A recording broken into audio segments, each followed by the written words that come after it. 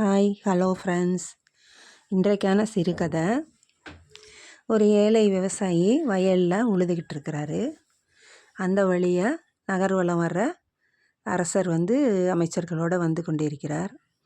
ஆனால் இந்த ஏழை விவசாயி நல்ல குஷியான சந்தோஷத்தோட ஏற்கலப்பையை பிடிச்சி உழுதுட்டுருக்கிறாரு.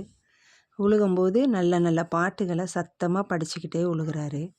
அது அரசரோட காதுகளில் விழுகுது. அரசர் ஆச்சரியப்படுறாரு. என்னடா இவ்வளோ ஒரு கடினமான வேலையை ஏற்கலப்பையை பிடிச்சி உழுகக்கூடிய அந்த வயதான ஆள் எப்படி இந்த மாதிரிலாம் சந்தோஷமாக பாட்டு படிச்சுட்டு இந்த வேலையை செய்கிறாரு?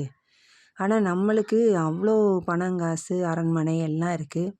ஆனால் நம்ம ஏன் கவலையாக இப்படி மனசை ஒருநிலைப்படுத்துறதுக்காக நம்ம இப்படி ஊராக சுற்றி வர மணி வந்துட்டுருக்கோமே அப்படின்னு சொல்லி ஒரு நிமிஷம் சிந்திச்சுட்டு, சரி அவரிடமே போய் நம்ம இந்த காரணத்தை கேட்போம் அப்படின்னு சொல்லிட்டு அவர் கூட அமைச்சர்களை கூப்பிட்டுக்கிட்டு அவர் ஏர் உழுகிற இடத்துக்கு போகிறாரு. அப்போது ஏழை விவசாயி ஒரு நிமிஷம் நிற்கிறாரு. உழுகிறத விட்டுட்டு நிற்கிறாரு. அரசரை பார்த்துட்டு வணக்கம் சொல்கிறாரு. நீங்கள் எப்படி இவ்வளோ கடினமான வேலை செஞ்சுட்டு சந்தோஷமாகவும் இருக்கீங்க அப்படின்னு சொல்லி மன்னர் கேட்கும்போது, ஐயோ உங்கள் கூட நின்று பேசினா கூட என்னோடய ஏர் உழுகிற அந்த டைம் குறையும். இதை ஃபுல்லாக உழுதாதான் எனக்கு இன்றைக்கி பொழுதுக்கு 8 அணா வருமானம் கிடைக்கும்.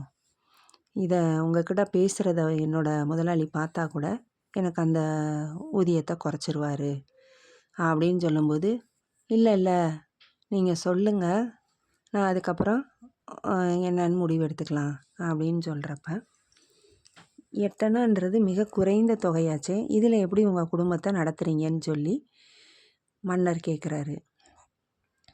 அப்போது அந்த விவசாயி 8 அணாவில் 2 அணா தானத்துக்கு கொடுத்துருவேன், 2 அணா வட்டி கட்டிடுவேன், 2 அணா எனக்கும் என் மனைவிக்கும் செலவுக்கு, 2 அணா என்னோடய தாய்க்கும் தகப்பனுக்கும் கொடுத்துருவேன் அப்படின்னு சொல்லும்போது, புரியலை நீங்கள் சொல்கிறது, நீங்கள் என்ன சொல்கிறீங்கன்றதே எனக்கு புரியலைன்னு சொல்லி அரசர் திரும்பி அந்த கேள்வியை கேட்குறாரு.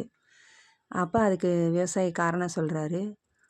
2 அணா எனக்கும் என் மனைவிக்கும் சாப்பாட்டு செலவுக்கு, 2 அணா என்னை வளர்த்து ஆளாக்கின என் தாய்க்கும் தகப்பனுக்கும், 2 அணா வட்டி கொடுத்துருவேன்னு சொன்னது என்னோடய பிள்ளைகளுக்கு. ஏன்னா அதுக்கப்புறம் எனக்கு வயசாகும்போது என் பிள்ளைங்க தானே என்னை காப்பாற்றணும். அதுக்காக நம்ம முன்னாடியே சேர்த்து வைக்கிறதுக்கு பேர் தான் நான் வட்டிக்கு கட்டுறேன்னு சொல்கிறேன். 2 அணா தர்மத்துக்குன்னு சொன்னது என்னோடய சகோதரி கணவனை இழந்துட்டு பிள்ளையோட என் கூட தான் இருக்கா, அவளையும் நான் காப்பாற்றுற கடமை இருக்கிறதுனால அது தர்மத்துக்குன்னு சொன்னேன் அப்படின்னு சொல்லிட்டு முடிச்சிட்டாரு. அதுக்கப்புறம் அவர் அரசர் நிற்கிறதையும் மறந்து பாட்டு படிச்சுக்கிட்டே அவர் உழுக ஆரம்பிச்சிடுறாரு. அப்போ அரசர் ஒரு நிமிஷம் சிந்திக்கிறாரு.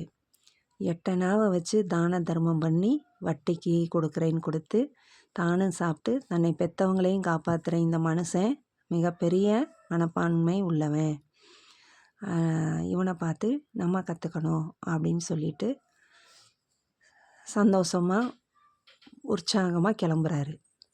அதுக்கப்புறம் அந்த வயலில் உழுதவன்கிட்ட போய் அந்த முதலாளிகிட்ட பணத்தை கட்டி அந்த நிலப்பத்திரத்தை வாங்கி அந்த விவசாயிக்கு தானமாக கொடுத்துட்றாரு. விவசாயி ரொம்ப மகிழ்ச்சி அடைகிறாரு.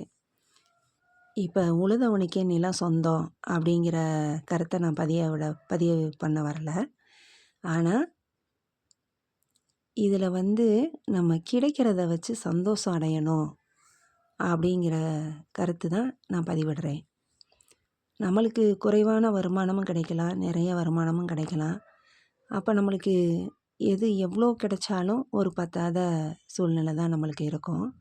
ஆனால் கிடைச்சதை வச்சு எப்படி சந்தோஷமாக இருக்கலாம் அப்படிங்கிறது தான் இந்த கதையோட கருத்து. நன்றி மக்களே. இந்த கதை பிடிச்சிருந்துச்சுன்னா லைக் பண்ணுங்கள், ஷேர் பண்ணுங்கள், கமெண்ட் பண்ணுங்கள். தேங்க்யூ.